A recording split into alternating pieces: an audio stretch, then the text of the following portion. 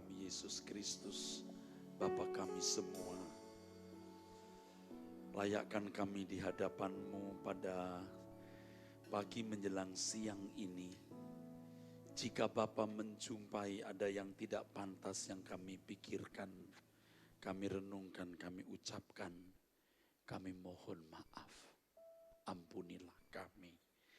Layakkan kami di hadapan-Mu ya Bapa. Jadikan ruangan ini, dom ini menjadi ruang Maha Kudus-Mu. Pertemuan kita ya Bapa. Dan sekarang kami mau mendengar firman-Mu. Bapa pakai anak-Mu untuk berbicara. Agar apa yang dikatakan sungguh-sungguh sesuai dengan pikiran dan perasaan-Mu. Di dalam nama yang agung Tuhan kami, Yesus Kristus, Putra-Mu yang tunggal, yang Bapa tinggikan muliakan. Kami bersyukur untuk kesempatan ini, kami berdoa. Amin, amin. Silakan duduk saudaraku sekalian.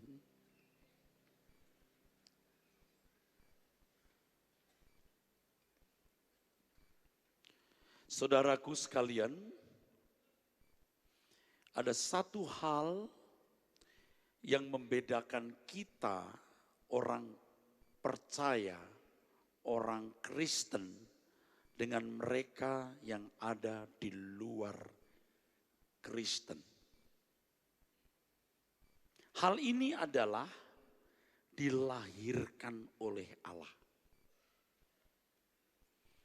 Tidak ada pengajaran agama atau filsafat manapun.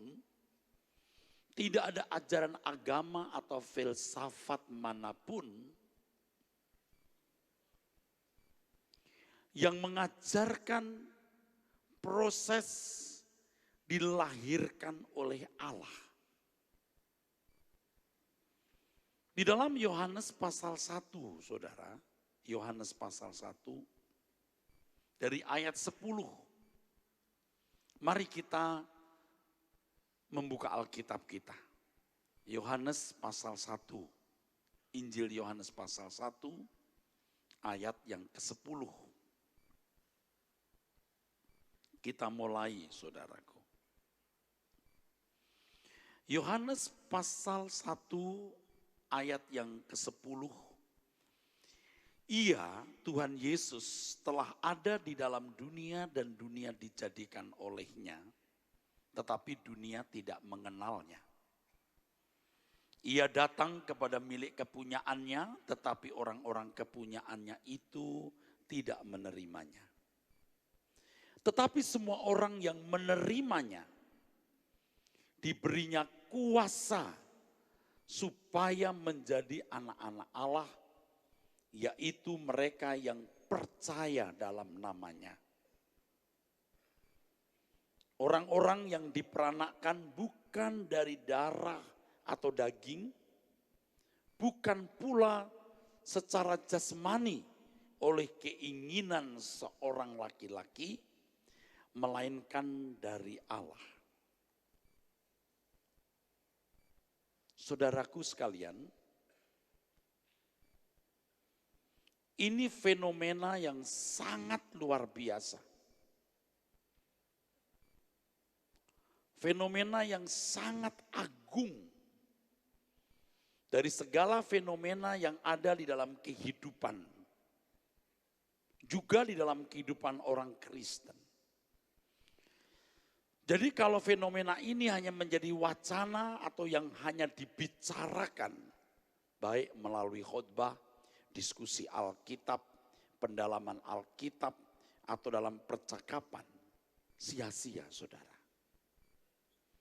Diperanakkan oleh Allah atau dilahirkan oleh Allah harus merupakan pengalaman real dan setiap orang sungguh-sungguh menyadarinya, merasakannya, mengalaminya. Dalam bahasa Yunani kata diperanakkan di sini adalah genao. Gen. Lengkapnya anagenao, dilahirkan dari atas. Sesungguhnya ini adalah proses kehidupan yang dialami oleh orang percaya yang telah menerima kuasa dan menggelar hidupnya dalam kuasa yang diberikan Allah, sehingga mengalami dilahirkan oleh Allah. Mereka yang berpotensi dilahirkan oleh Allah adalah mereka yang menerima kuasa itu dan menyelenggarakan hidupnya di dalam kuasa tersebut. Bicara mengenai kuasa, ini bukan bicara mengenai kekuatan. Kalau bicara mengenai kekuatan, dunamis. Kata dunamis menjadi dinamit. Tetapi kuasa di sini adalah exousia, yang artinya hak, privilege. Jadi ketika orang mengakui Yesus Kristus sebagai yang menciptakan langit dan bumi, sebab segala sesuatu dijadikan oleh Dia, begitu di ayat yang ketiga. Tanpa Dia tidak ada sesuatu yang jadi. Ayat 10 tadi kita baca bahwa Dialah yang memiliki kehidupan. Ia datang kepada milik kepunyaannya sendiri. Tetapi milik kepunyaannya manusia tidak mengenalnya. Tetapi yang menerimanya, menerima dia sebagai pemilik kehidupan. Sekaligus yang menciptakan langit dan bumi.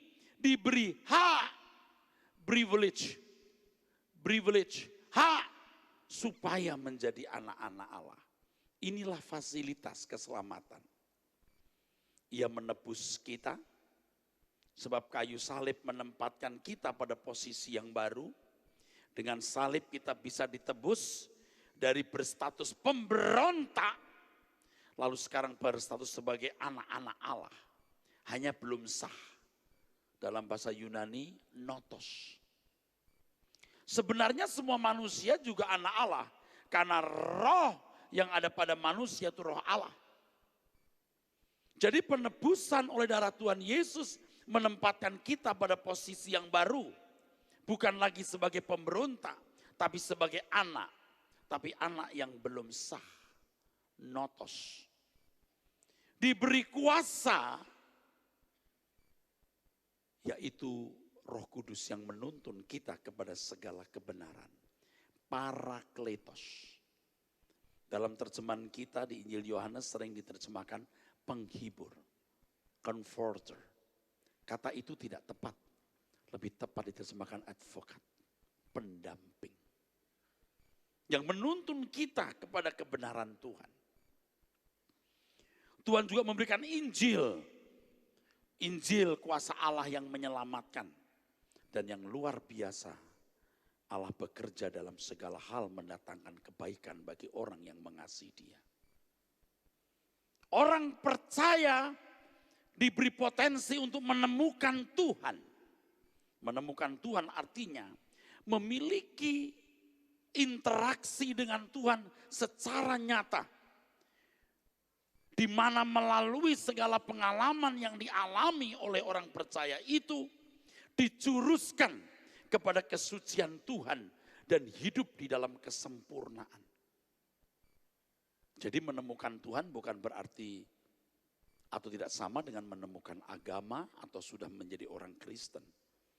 Tetapi memiliki interaksi hubungan timbal balik, hubungan yang konkret dengan Allah. Secara nyata yang di dalam dan melalui segala pengalaman hidup dicuruskan kepada kesucian dan kesempurnaan Tuhan. Kuasa atau hak ini luar biasa. Ini hanya ada di dalam kehidupan orang yang menerima Yesus sebagai penguasa.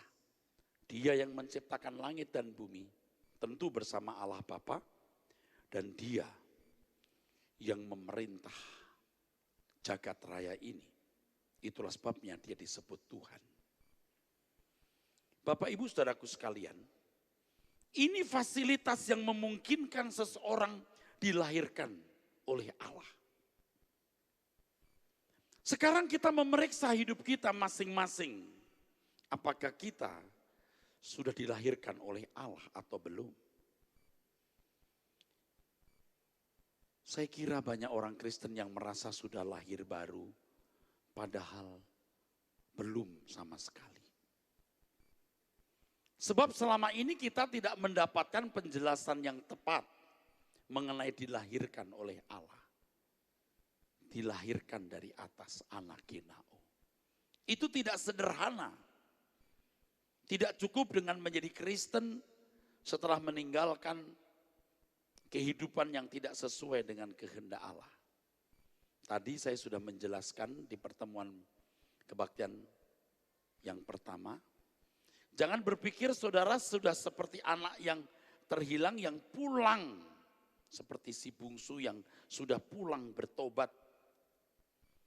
Kalau hanya tidak melakukan pelanggaran moral umum lalu menjadi anggota gereja, jangan merasa sudah menjadi anak yang tidak terhilang lagi. Intinya pertobatan adalah ketika seseorang mau diperintah oleh Allah sebagai Bapa.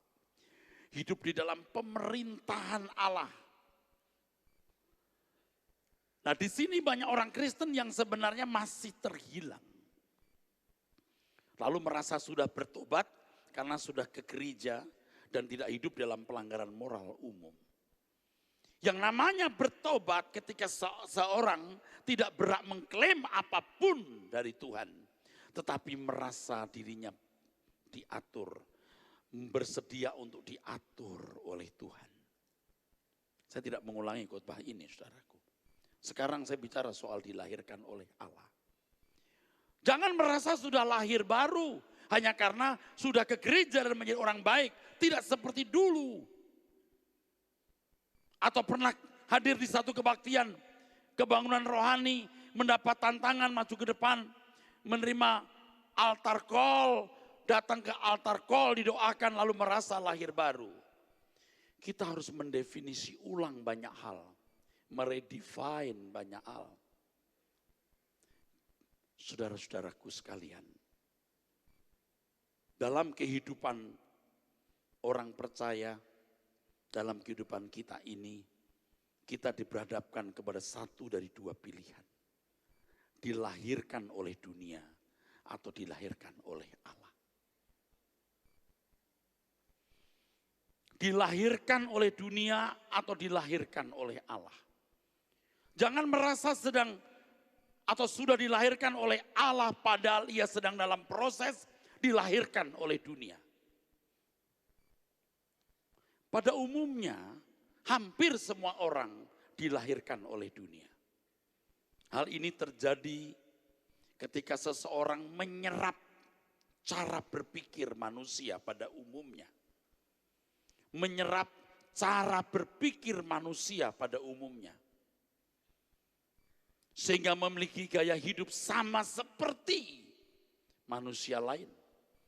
Memang bedanya mereka ke rumah ibadah lain, Anda ke gereja. Seakan-akan ke gereja ini sudah membedakan saudara dengan mereka. Padahal saudaraku, cara berpikir kita, gaya hidup kita setiap hari, itulah yang mestinya membedakan.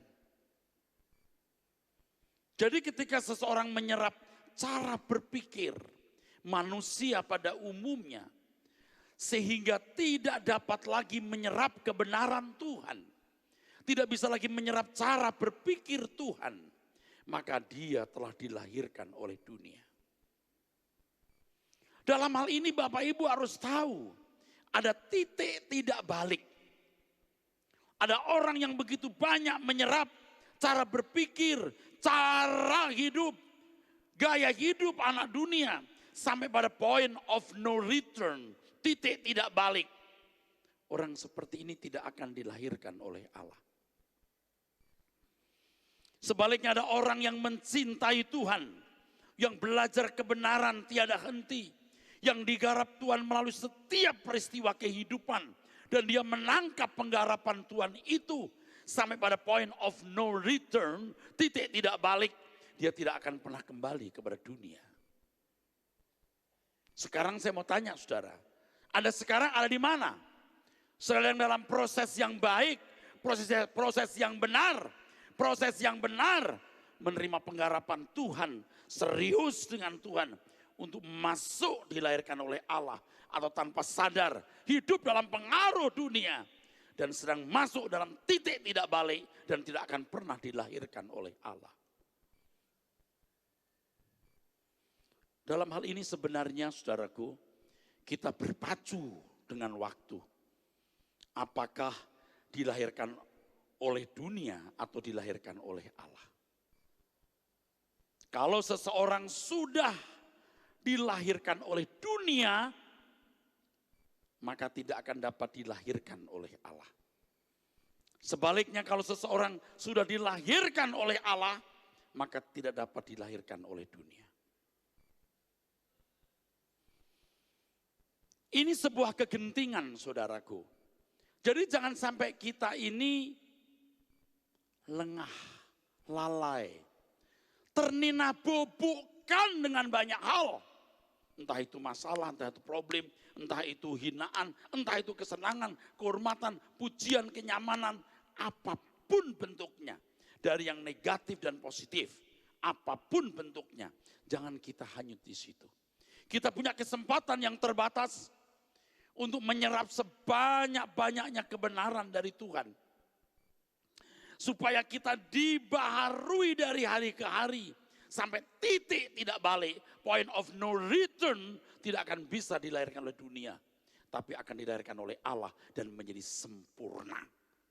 Beri kemuliaan buat Tuhan. Di dalam Yohanes pasal 3, saudaraku sekalian, Tuhan Yesus berkata kepada Nikodemus, Yohanes 3 ayat 7, kamu harus dilahirkan kembali. Nikodemus ini masih punya kesempatan untuk dilahirkan oleh Allah. Walaupun ia ada di tengah-tengah pengaruh yang begitu kuat agama Yahudi atau Yudaism dengan pola berpikirnya. Nikodemus masih bisa dilahirkan oleh Allah. Ia tidak seperti pemimpin agama Yahudi yang sudah menolak Tuhan Yesus. Sampai Tuhan berkata menghujat roh. Menghujat Roh Kudus itu artinya tidak lagi bisa menerima penggarapan Tuhan. Tidak lagi bisa menerima penggarapan Tuhan. Itu menghujat roh. Jadi menghujat Roh Kudus bukan hanya menunjuk suatu perbuatan. Misalnya membunuh pendeta, memperkosa istrinya. Wah ini jahat banget. Dia sudah menghujat Roh Kudus. Bisa iya, belum tentu juga. Kenapa? Selama seseorang masih bisa digarap Roh Kudus, bisa dikembalikan ke jalan yang benar, dia belum menghujat Roh Kudus. Tetapi ketika seseorang selalu menolak penggarapan Roh Kudus, dia sampai tingkat menghujat. Dia berbuat salah, ditegur, tidak mau tahu. Salah, ditegur, tidak mau tahu. Namanya mendukakan Roh Kudus. Dari mendukakan Roh Kudus terus menerus sampai memadamkan Roh Kudus. Setelah memadamkan Roh Kudus, dia sampai menghujat Roh Kudus. Nikodemus ini masih bisa diselamatkan sebenarnya. Masih bisa, saudaraku, untuk dilahirkan baru. Sebab dia tidak seperti pemimpin agama lain. Di dalam Yohanes pasal 3 ayat yang kedua, Nikodemus menyatakan bahwa Tuhan Yesus ini datang dari Allah. Masih mengakui datang dari Allah. Jika tidak datang dari Allah, tentu Tuhan tidak bisa berbuat hal ini. Saudara semua pasti mengaku Yesus dari Allah. Kalau tidak, tidak ada di sini. Tapi pengakuan saudara itu kualitasnya bagaimana? Kalau hanya melihat mujizat, Nikodemus melihat mujizat. Oh, mujizatnya hebat banget. Luar biasa. Guru dari Nazaret ini hebat karena mujizat, lalu Nikodemus mengakui dia datang dari Allah. Ternyata tidak menyelamatkan. Jadi kalau saudara hari ini tidak menghina Tuhan Yesus, saudara menghormati Tuhan Yesus dan mengakui beliau yang mulia datang dari Allah. Hanya itu belum menyelamatkan. Seandainya Nikodemus pada waktu itu tidak menolak, dia memberi diri ikut Tuhan Yesus, meninggalkan jabatan dan kehormatannya sebagai pemimpin agama, ia dapat mengalami kelahiran baru. Tapi dia tidak bisa dilahirkan oleh Allah. Dia memilih tetap menjadi orang terhormat sebagai kepala pemimpin agama dengan segala kehormatannya. Dia kehilangan kesempatan, saudaraku. Tragis. Mengakui Tuhan Yesus sebagai berasal dari Allah bukanlah jaminan bahwa seseorang dilahirkan oleh Allah. Banyak orang Kristen karena merasa tidak menolak Tuhan Yesus, karena merasa mengakui Yesus berasal dari Allah, anak Allah, juru selamat, dan lain sebagainya, maka sudah merasa dilahirkan oleh Allah. Mungkin juga ada yang ragu-ragu, sudah dilahirkan oleh Allah atau belum ya, ragu-ragu. Tetapi tidak memperkarakan, tidak mempersoalkannya dengan serius, sebab hatinya lebih memilih dunia daripada memilih Tuhan. Sebenarnya saudaraku, tidak mudah untuk sampai mengalami dilahirkan oleh Allah. Jujur saja, sedikit sekali orang Kristen yang benar-benar dilahirkan oleh Allah. Banyak orang Kristen yang masih terikat dengan percintaan dunia dan kehidupan wajar sebagai anak-anak dunia, sehingga tidak pernah mengalami dilahirkan oleh Allah. Orang yang dilahirkan oleh Allah itu memiliki kesadaran baru. Dia memiliki penghayatan bahwa dirinya benar-benar bukan berasal dari dunia ini. Orang yang benar-benar dilahirkan baru itu punya kesadaran yang kuat bahwa rumahnya di surga. Ketika dia melihat keindahan dunia ini, dia tidak tertarik lagi.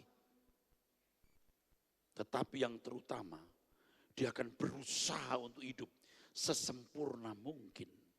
Memang belum sempurna. Tapi orang yang benar-benar dilahirkan baru, dia akan sangat berjuang.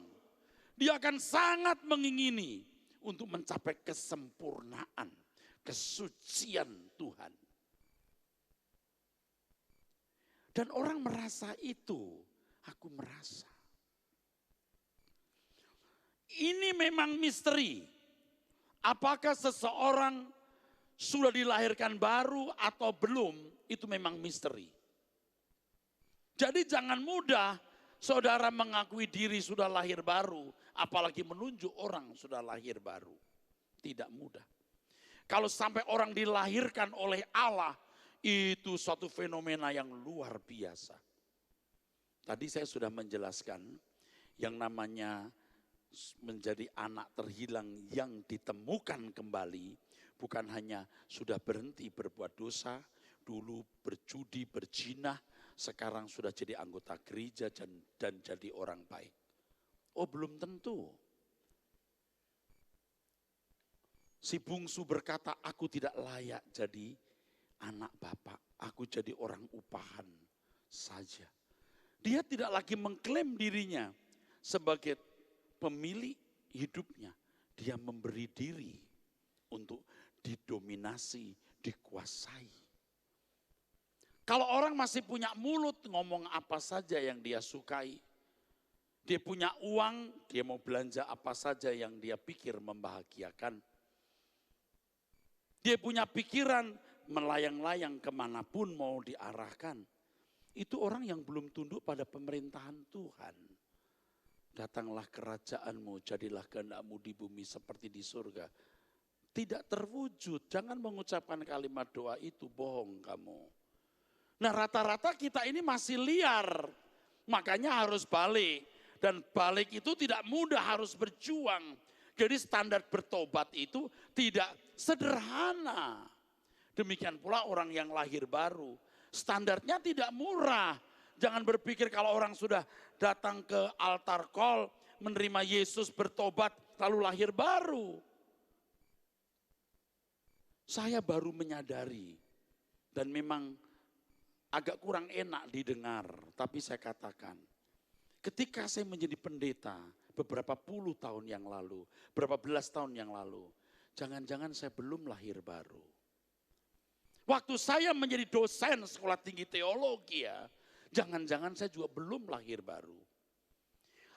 Proses kehidupan membawa saya kepada satu kesadaran. Dan saya baru bisa menghayati apa artinya dilahirkan oleh Allah itu. Dan ini luar biasa kalau sampai orang dilahirkan oleh Allah. Di mata kita dunia sudah tidak menarik. Kita punya kesadaran bahwa dunia bukan rumah kita. Rumahku di surga. Ada gairah, ada api yang menyala untuk hidup tidak bercacat, tidak bercela. Untuk mencapai kesempurnaan Tuhan. Kita akan merasa sebagai orang asing di bumi. Kita jadi sulit mengerti mengapa orang-orang di sekitar kita tidak memperdulikan kekekalan. Tetapi orang lain juga sulit mengerti kita. Sebenarnya tidak mudah untuk mengalami dilahirkan oleh Allah. Sebab banyak orang Kristen yang masih terikat dalam percintaan dunia dan nyaman dalam kehidupan wajar sebagai anak-anak dunia. Sehingga tidak pernah mengalami dilahirkan oleh Allah. Jadi kalau seseorang masih mengharapkan bisa menikmati kebahagiaan dari dunia ini, dia tidak layak untuk kerajaan surga. Ia tidak akan mengalami kelahiran baru atau dilahirkan oleh Allah. Ketika seseorang mengalami dilahirkan oleh Allah, di aspek lain dalam hidupnya, ia mengalami kematian diri sendiri. Seseorang tidak dapat mencampur adukkan gairah dunia dengan gairah dari Allah. Jadi kita bisa mengerti kenapa terang tidak bisa bercampur dengan gelap. Jadi seharusnya kita memilih. Kita memilih Tuhan atau tidak usah sama sekali. Jangan ya kita pilih Tuhan tapi kita kan masih di dunia ini. Jadi jangan ekstrim-ekstrim lah. Oh enggak boleh. Yuk kalau jadi anak Tuhan harus ekstrim.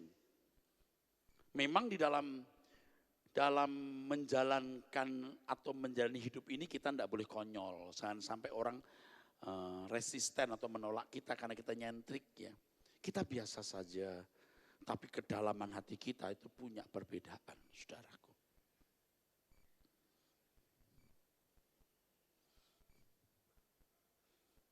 Kita kalau mau memilih Tuhan, kita harus memilih Dia saja.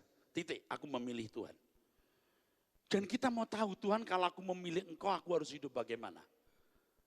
Jangan Tuhan aku memilih Engkau dengan cara beragama Kristen. Oh belum, itu belum. Belum berarti memilih Tuhan. Tuhan aku bertobat, aku ke gereja, aku tidak berbuat jahat lagi. Oh itu belum. Kalau kamu bertobat, kamu harus hidup dalam pemerintahanku.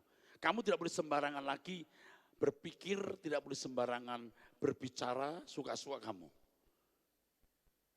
Saya sendiri terus memeriksa diri, saudaraku. Dan seringkali pada waktu saya periksa diri, pada malam saya berdoa Tuhan menegur. Kadang-kadang banyak hal yang ditegur, di antaranya kamu waktu ngobrol tadi kamu terlalu banyak bicara. Aku tidak nyaman. Aku tidak nyaman kamu ucapkan kata-kata itu. Aku tidak nyaman waktu kamu membeli barang ini. Aku tidak nyaman ketika kamu bertindak demikian. Kalau dulu kan apa yang kita sukai kita lakukan. Sekarang kita milik Tuhan. Langsung masuk E. layak ku berhak miliki diriku, hidup hanya untuk kesenanganku. Selamanya Kau Tuhan, ku umat tebusan, hidup hanya untuk kepentingan-Mu. Tak layak ku berhak, tak layak ku berhak miliki diriku, hidup hanya untuk kesenanganku. Selamanya Kau Tuhan, ku umat tebusan, hidup hanya untuk kepentingan-Mu. Saudara, tak layak ku berhak miliki diriku, hidup hanya untuk kesenanganku, kesenanganku. Selamanya Kau Tuhan, ku umat tebusan, hidup hanya untuk kepentingan-Mu. Tak layak ku berhak, mari nyanyikan. Tak layak ku berhak miliki diriku, hidup hanya untuk kesenanganku. Katakan selamanya Tuhan. Selamanya Kau Tuhan, ku umat tebusan, hidup hanya untuk kepentingan-Mu. Tak layak ku berhak. Semua yang menyanyi. Tak layak ku berhak miliki diriku, hidup kesenangan, katakan selamanya Tuhan. Selamanya Kau Tuhan, ku umat tebusan, hidup hanya untuk kepentingan-Mu. Tak layak ku berhak, tak layak ku berhak miliki diriku, hidup hanya untuk kesenanganku. Selamanya, ku umat tebusan, hidup hanya untuk kepentingan. Dengan segenap suara katakan, tak layak. Tak layak ku berhak miliki diriku, hidup hanya untuk kesenanganku. Selamanya, ku umat tebusan, hidup hanya untuk lebih keras lagi. Tak layak ku berhak, tak miliki, hidup hanya kesenanganku.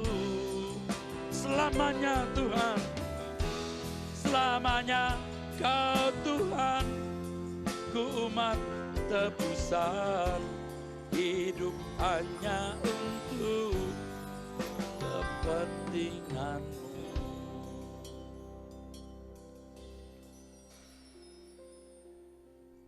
Saudaraku, kalau kelahiran baru itu pilihan. Anda mau dilahirkan atau tidak, itu pilihan.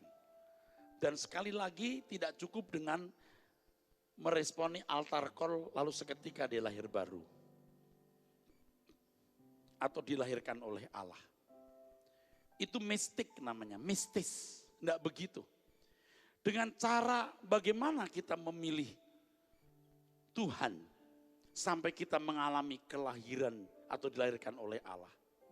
Dengan cara mengkonsumsi kebenaran yang murni setiap hari sebanyak mungkin. Atau secara memadai yang dapat menghalau pikiran dan filosofi yang tidak sesuai dengan Alkitab. Di sini kehausan terhadap Tuhan, merindukan untuk hidup sesuai dengan pikiran Tuhan akan berdampak. Matius 5 ayat yang ke-6 mengatakan, berbahagialah orang yang haus dan lapar akan kebenaran, karena mereka akan dipuaskan. Jadi di sini dibutuhkan keputusan pilihan kita, kehendak bebas kita, free will kita. Aku memilih Tuhan. Aku memilih Tuhan. Bapak Ibu pasti pernah melihat, atau kalau belum, fakta ini pasti ada. Ketika seseorang, saudara,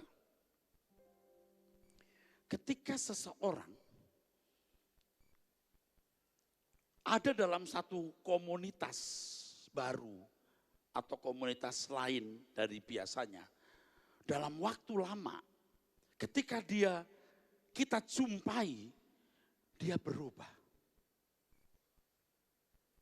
Saya mengingatkan kalau saudara punya anak-anak yang usianya masih di bawah 17 tahun, apalagi di bawah 15 tahun, dikirim ke luar negeri.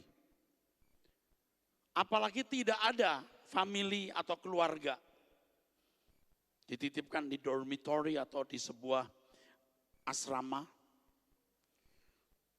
10-15 tahun. Begitu pulang ke Jakarta, pulang ke Surabaya, jadi manusia lain. Jadi ajaib. Ketemu anak ini, beda. Kadang-kadang 7-8 tahun tidak pernah kembali. Jadi manusia lain. Dia dilahirkan oleh budaya barat.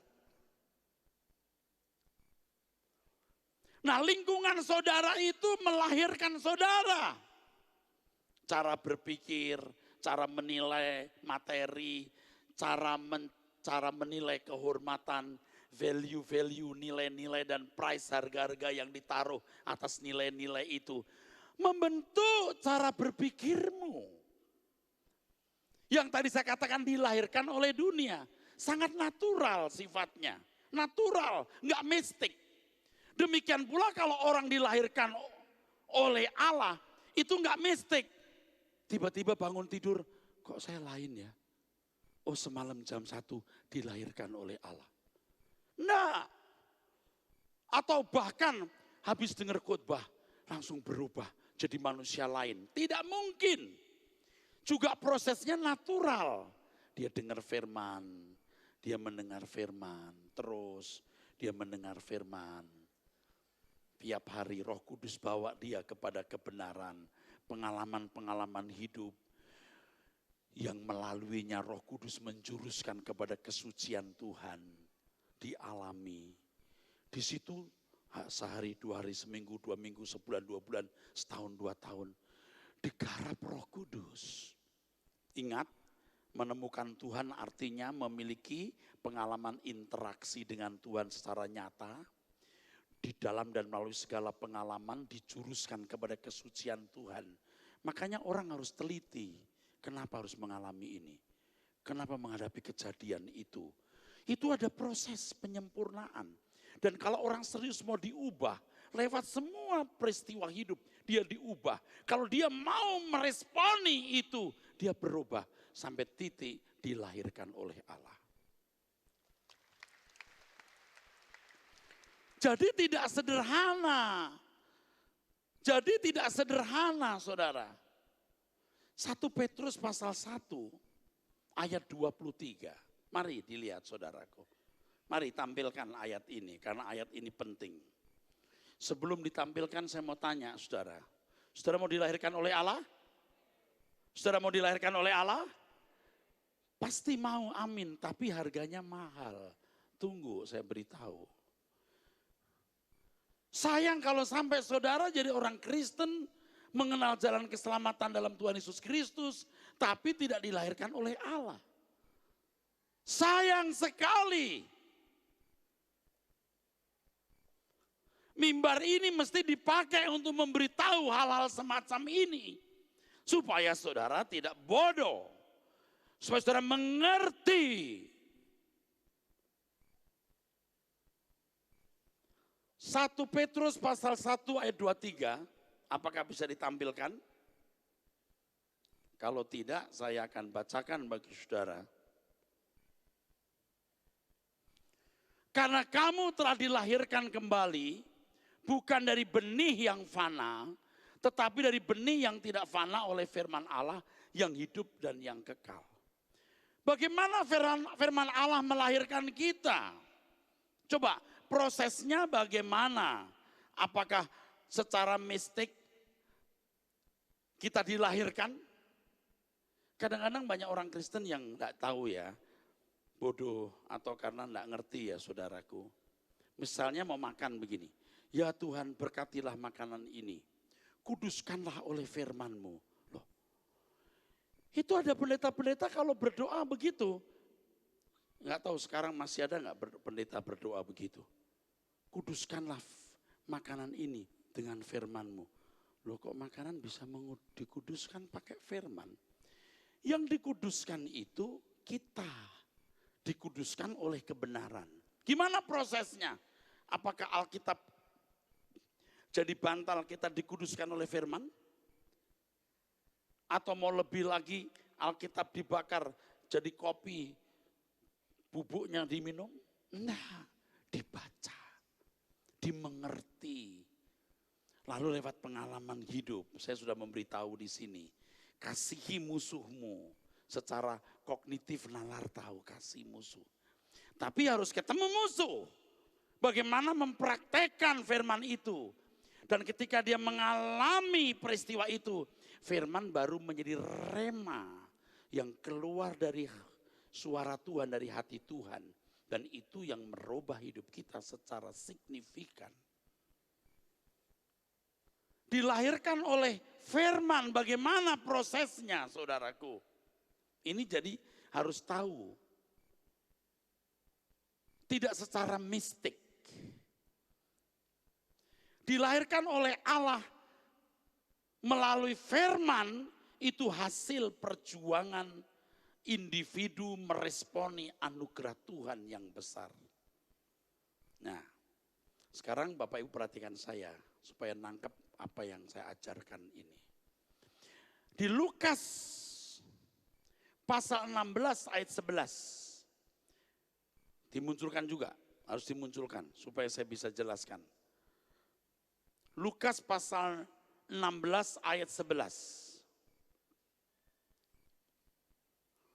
Jadi jikalau kamu tidak setia dalam hal mamon yang tidak jujur, artinya soal kekayaan kamu salah, kamu masih terikat dengan harta, siapakah yang akan mempercayakan kepada kamu apa? Harta yang sesungguhnya. Dalam bahasa aslinya alitenon. Saya pasti pernah singgung dan saya akan singgung terus. Jadi kalau orang materialistis, apa sih Pak materialistis itu? Sederhana saja. Ketika seseorang masih mengharapkan dapat menikmati kebahagiaan dari dunia ini, dia tidak akan bisa mengerti kebenaran. Dia tidak akan bisa mengerti kebenaran. Dia tidak mungkin mengalami kelahiran baru. Dia tidak mungkin dilahirkan oleh Allah. Tidak mungkin. Dilahirkan oleh Allah itu hasil perjuangan individu dalam meresponi anugerah Tuhan yang besar. Penebusannya yang tidak ternilai. Roh Kudus yang diberikan kepada kita harus diaktifkan. Injil yang Tuhan berikan harus kita pelajari. Dan peristiwa-peristiwa kehidupan yang terjadi harus kita perhatikan saudaraku. Dan itu proses. Bapak Ibu ya, kita harus jujur ya. Apa yang kita lakukan ini sebenarnya produk dari apa yang kita dengar. Kita jalan, kita pakai baju apa, perhiasan bagaimana, langkah kita gimana.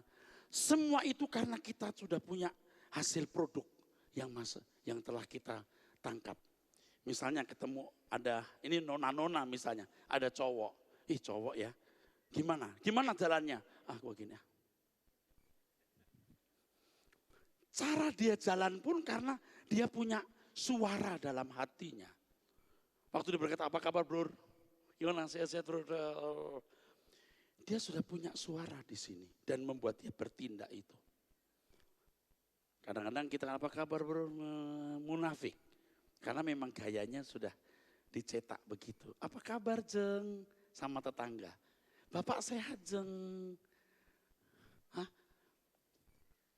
Padahal dalam hatinya yaitu basa-basi.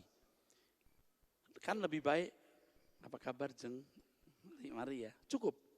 Tapi karena sudah punya irama yang dicetak. Aku mau pakai baju ini, kutekku harus begini, warna rambutku begini. Itu semua sudah merupakan produk dari apa yang kita dengar, kita lihat. Kalau ini terus menerus, dia dilahirkan oleh dunia. Sampai tidak bisa dilahirkan oleh Allah. Tetapi kalau kita belajar mendengar suara Roh Kudus, hidup dalam doa, belajar firman yang memperbarui cara berpikir kita. Lewat peristiwa hidup kita melihat bagian mana dalam hidupku yang diubahkan Tuhan. Suara-suara kita diganti suara-suara Tuhan. Kalau kita berkata apa kabar bro, dalam ketulusan. Kita pakai pakaian mau bagus mau jelek apapun. Bukan karena mau dinilai, wah hebat ya keren. Tapi pantas saja jadi manusia Allah. Tepuk tangan saudaraku. Saudara ngerti saya ngomong apa? Saudara paham? Dilahirkan oleh Allah itu akan menjadikan seseorang anak Allah yang berkodrat ilahi. Dan gereja bertanggung jawab untuk menciptakan kondisi ini. Nah kalau tiap minggu Anda cuma kebaktian nyanyi haleluya haleluya. Anda nggak ngerti bagaimana proses dilahirkan oleh Allah dan tidak pernah dilahirkan oleh Allah. Inilah saatnya kita dilahirkan oleh Allah.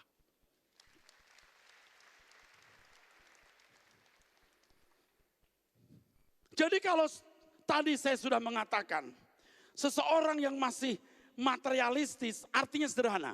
Masih mengharapkan dapat kebahagiaan dari dunia ini, dia tidak akan pernah bisa dilahirkan oleh Allah.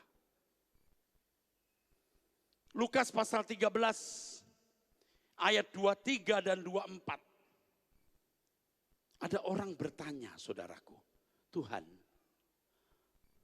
sedikit sajakah orang yang selamat? Lukas 13 ayat 23, 24. Tuhan menjawab, berjuanglah masuk jalan sempit. Karena banyak orang berjuang tapi tidak masuk. Rabi, sedikit sajakah orang yang selamat? Guru, sedikit sajakah orang yang selamat? Berjuanglah masuk jalan sempit. Jadi jangan saudara berpikir gampang. Masuk surga gampang. Yesus telah mati di kayu salib. Oh dia menebus dosaku. Nanti kalau aku mati aku masuk surga. Tidak sesimpel itu. Harus cerdas. Komprehensif. Dan inilah gereja. Tempat di mana Anda diajar kebenaran. Maka gereja harus menjadi sekolah Alkitab. Tepuk tangan. Tidak boleh orang berdiri di mimbar di sini cuman ngomong membuat Anda senang, membuat Anda ketawa, membuat Anda girang-girang. Nggak boleh. Harus menjadi tempat di mana Anda diisi kebenaran, diisi pengertian, diisi pemahaman yang komprehensif sampai Anda ngerti. Baru prakteknya hidup sehari-hari.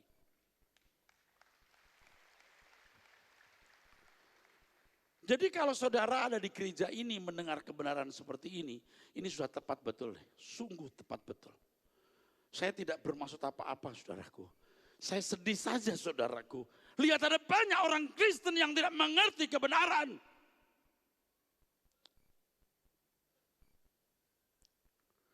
Nikodemus di dalam Yohanes pasal 3 itu paralel dengan peristiwa Matius 9 ayat 21 sampai 26. Ada orang kaya yang berkata, Tuhan, apa yang harus kuperbuat supaya aku memperoleh hidup yang kekal? Tuhan berkata, jual segala milikmu, bagikan kepada orang miskin, datang kemari ikutlah aku. Dia keberatan, saudaraku. Tuhan berkata, lebih mudah seekor unta masuk lubang jarum daripada orang kaya masuk surga.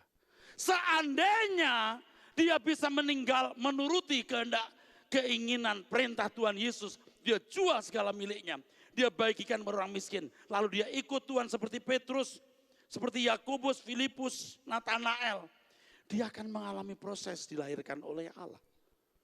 Meninggalkan semua itu bukan berarti lalu sudah dilahirkan oleh Allah. Kalau Ibrani pasal 12 ayat 1, Tuhan mengatakan ada perlombaan yang diwajibkan bagi kita. Supaya perlombaan itu bisa kamu jalani, lepaskan beban dan dosa. Melepaskan beban dan dosa, beban itu keterikatan dengan dunia. Dosa itu keterikatan dengan daging. Ketika kita berjuang melepaskan beban dan dosa, baru permulaan sebuah proses. Proses apa itu? Ibrani pasal 12 ayat 2 dan 3 mencapai iman yang sempurna seperti Tuhan Yesus. Ini sama artinya diubah menjadi sempurna seperti Tuhan Yesus. Ini sama artinya dengan dilahirkan baru. Dilahirkan oleh Allah. Makanya tidak heran kalau Tuhan berkata sedikit orang yang selamat. Sekarang saya tanya saudara. Kalau saudara mati kira-kira selamat nggak?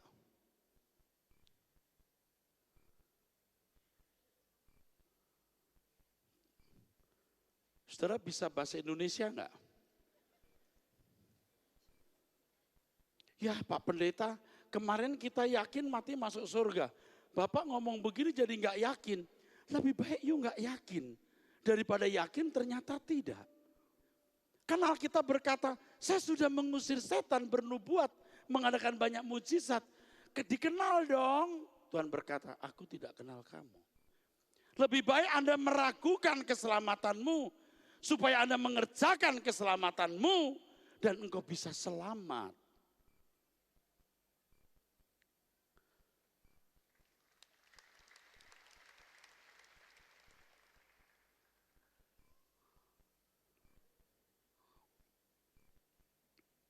Harus dibuka pikirannya.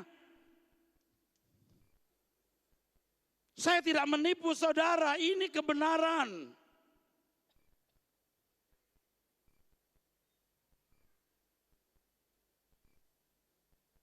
Seandainya Nikodemus mau meletakkan jabatan, meninggalkan kehormatannya sebagai pemimpin agama dan semua fasilitas, ikut Tuhan Yesus, dia dibimbing sampai dilahirkan oleh Allah.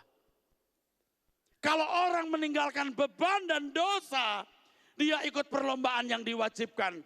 Dibawa Tuhan Yesus kepada iman yang sempurna, dia baru jadi anak Allah yang sah, yaitu huios. Ibrani pasal 12. Kalau dibaca terus, itu bicara menjadi anak Allah yang sah, huios. Bukan anak Allah yang tidak sah, notos. Sah atau tidaknya saudara anak Allah atau bukan, bisa diverifikasi, bisa dibuktikan dari cara, warna, gaya hidupmu setiap hari. Sekarang saya tanya, dari cara, gaya, dan warna hidupmu hari-hari, sudah pantaskah kamu disebut anak Allah? Tuh, nggak bisa bahasa Indonesia lagi kan? Saya nggak tertarik Pak. Lebih baik kita nggak pernah jadi manusia. Daripada jadi manusia, tidak memikirkan kekekalan. Ketika Anda memang dilahirkan oleh Allah, nanti Anda punya kesadaran baru. Nah ini tidak bisa dijelaskan kecuali Anda mengalaminya. Kesadaran baru. Aku bukan berasal dari dunia ini. Aku merindukan kesucian yang sempurna. Dunia tidak lagi menarik bagiku. Kesadaran ini tidak bisa dibuat-buat.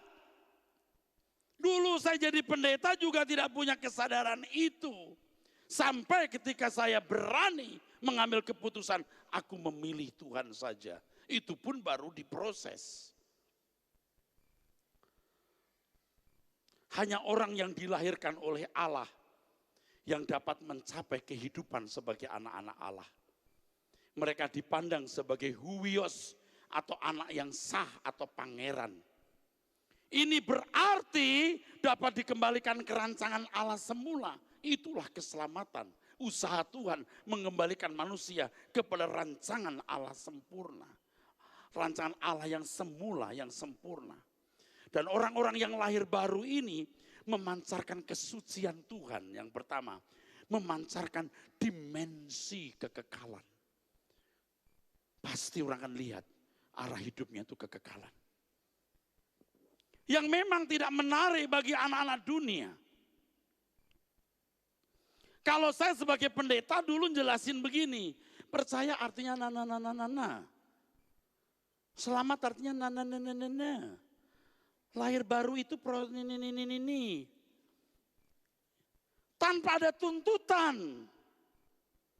Kalau ada tuntutan paling pertanggungan jawab pada perdebatan teologi. Tapi ketika lahir baru diajarkan sebagai fakta hidup yang harus dialami, yang membuktikan dia anak Allah atau bukan, sudah lahir baru atau belum. Orang tidak cukup mengajar begini, lahir baru itu begini ya, tapi begini ya. Maka pendeta, aktivis harus memancarkan kehidupan yang sudah lahir baru supaya jemaat dapat mencontoh. Saya tidak bisa hanya berkata begono begini, hidupku harus menunjukkan ini loh, profil orang yang lahir baru. Kalau saya masih matre, bangga dengan duit, mobil, rumah, kebesaran, nggak ada yang dicontoh. Beda dengan Tuhan Yesus. Ketika Tuhan berkata, jual segala milikmu, bagikan kepada orang miskin. Datang kemari lalu ikut aku, ku ajari bagaimana hidup seperti aku hidup. Supaya kamu dilahirkan oleh Allah.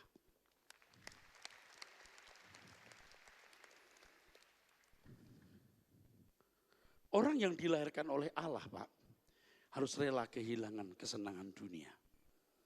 Tapi enggak lama, Pak, cuma 70 tahun. Apalagi Bapak usia 50 tahun, 60 tahun, 60, 56, tinggal 14. 24 boleh, terserah Bapak mau pilih berapa. Bapak kalau makan sehat 24, makan sembrono 14, lebih sembrono tinggal 4 tahun.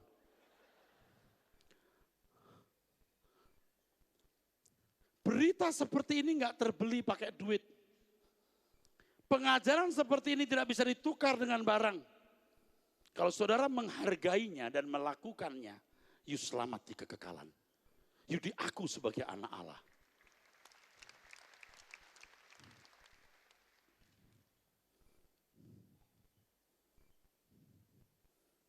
Tadi saya sudah mengatakan, saudaraku, waktu kita dilahirkan baru, berubah. Cara berpikir kita berubah. Fokus kita kerajaan surga. Kenapa dulu tidak? Ya dulu belum lahir baru. Khotbah pinter, doktor teologi ya. Tapi tidak bisa menghayati kekekalan dengan baik. Coba kalau kita dirugikan orang.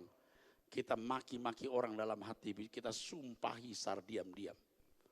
Tapi beda setelah kita dilahirkan oleh Allah. Orang yang dilahirkan oleh Allah pasti memancarkan pribadi Allah sendiri.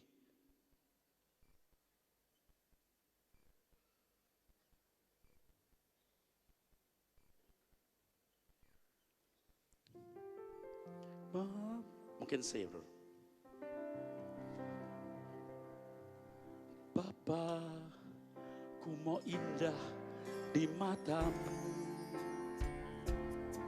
dan mulia dalam pandanganmu. Disingkatnya hari hidup ini, ku rela batinku kau hiasi. Bapa, ku mau indah di matamu dan mulia dalam pandanganmu. Disingkatnya hari hidup ini, ku rela batinku kau hiasi. Seperti Yesus, seperti Yesus, seperti Yesus, pokok keselamatanku. Seperti Yesus, seperti Yesus, yang selalu menyukakan hatimu. Seperti Yesus, seperti Yesus, seperti Yesus, seperti Yesus, pokok keselamatanku. Seperti Yesus, seperti Yesus, yang selalu menyukakan hatimu. Kalau pagi ini saudara ada di sini, tidak kebetulan mendengar berita ini. Seakan-akan Bapak di surga mau berkata, dan memang Bapak di surga berkata, aku mau melahirkan kamu. Kamu yang menolak, aku lahirkan. Ada banyak hal yang menarik dalam hidupmu, dan engkau mengabaikan kasih karunia yang kusediakan kepadamu. Tapi siang ini ada orang-orang yang mengasihi Tuhan, yang mau berkata, Tuhan, lahirkan aku. Jangan aku meninggal sebelum dilahirkan oleh Allah. Berapa banyak saudara yang mengasihi Tuhan, yang mau dilahirkan.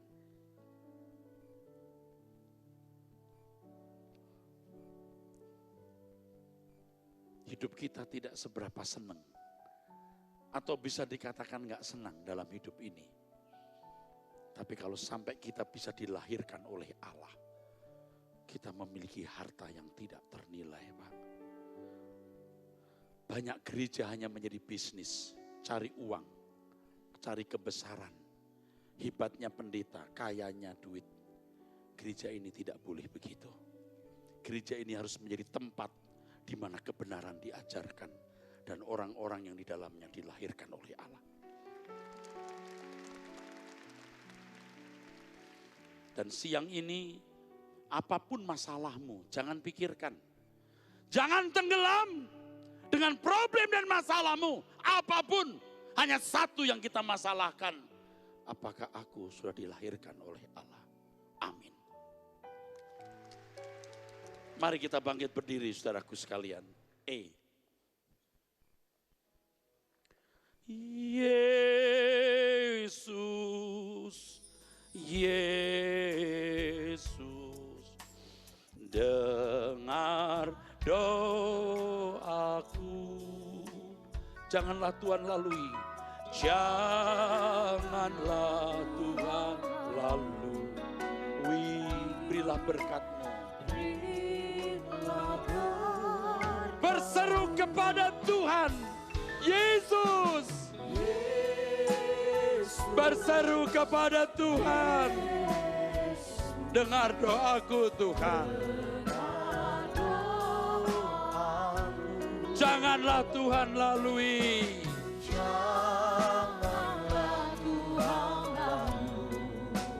Berilah berkat-Mu. Semua berseru dengan rendah hati, dengan tulus, segenap suara. Yesus. Haleluya, haleluya. Haleluya, haleluya. Kira masiana rala wasikiara latano. Berilah berkat-Mu Tuhan. Dengan segenap suara, pandang Tuhan Yesus, Yesus dengar doaku. Amin, amin, amin.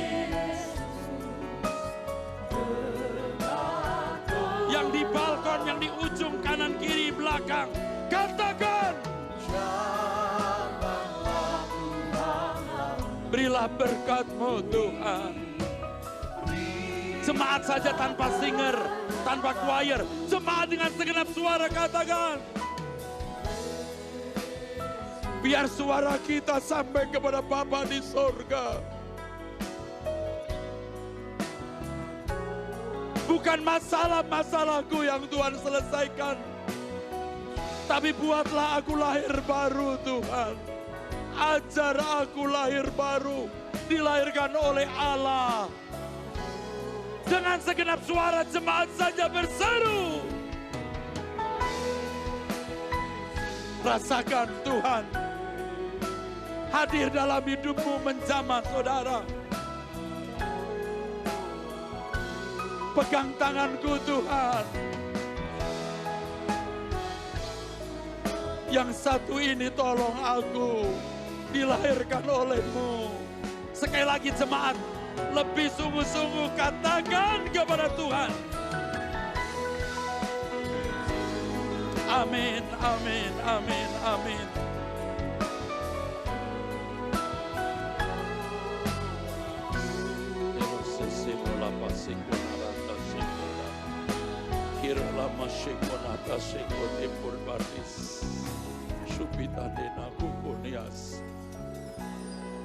Biar musik saja, turunkan tangan saudara, mulai berdoa, mulai berdoa. Siapa di antara kita yang mau berseru, Tuhan, aku tidak yakin aku sudah lahir oleh Allah atau belum, tapi aku mau berubah Tuhan. Aku mau meninggalkan semua kesenangan dunia, aku hanya mau dilahirkan oleh Allah. Tuhan beri kesempatan aku sebelum aku menutup mata yang aku tidak tahu kapan itu terjadi. Terus berdoa, berdoa. Hipasinarata sakitom. Diasani alama sakito nabe. Terus lepaskan doamu. Sipia kata masyaka matata surari patola pipaninasi. Lepaskan doamu. Kartiara la sandiara la mata seikoban.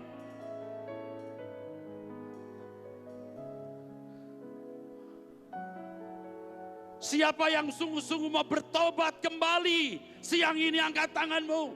Sambil berseru, Tuhan ampuni aku. Jangan sombong. Yang sombong tidak usah bertobat. Yang mau bertobat sungguh-sungguh. Biar kau rasakan hadirat Tuhan dalam hidupmu. Lepaskan doamu, berseru. Kisane aralama sandi agota bodi. Terus lepaskan, lepaskan. Yartiasani aratasi aratarias. Yarasati arasati arawasokim. Biar Allahku membuat engkau berubah, kekasih Tuhan. Biar namamu tertulis dalam kitab kehidupan. Tidak banyak senang di hidup ini. Engkau akan menikmati kebahagiaan abadi di rumah Bapa kita. Holy Masenokom. Engkau mengasihi Tuhan. Walaupun engkau melewati hal-hal yang sulit, engkau membuktikan kesetiaanmu. Dan Tuhan melihat kesetiaanmu. Tidak lama lagi kata Tuhan, aku membenarkan engkau dan membawa ke tempatku supaya di mana aku ada engkau ada. Siaromataki siaromatasaki. Rasakan hadirat Tuhan dalam hidup saudara masing-masing.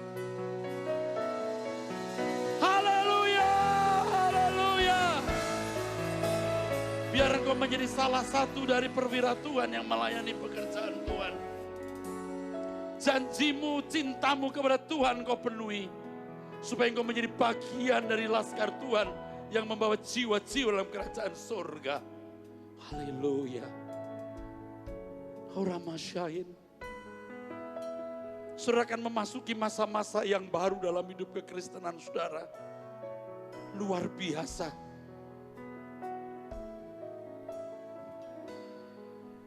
Saudara pulang hari ini dengan sukacita, damai sejahtera dan perubahan.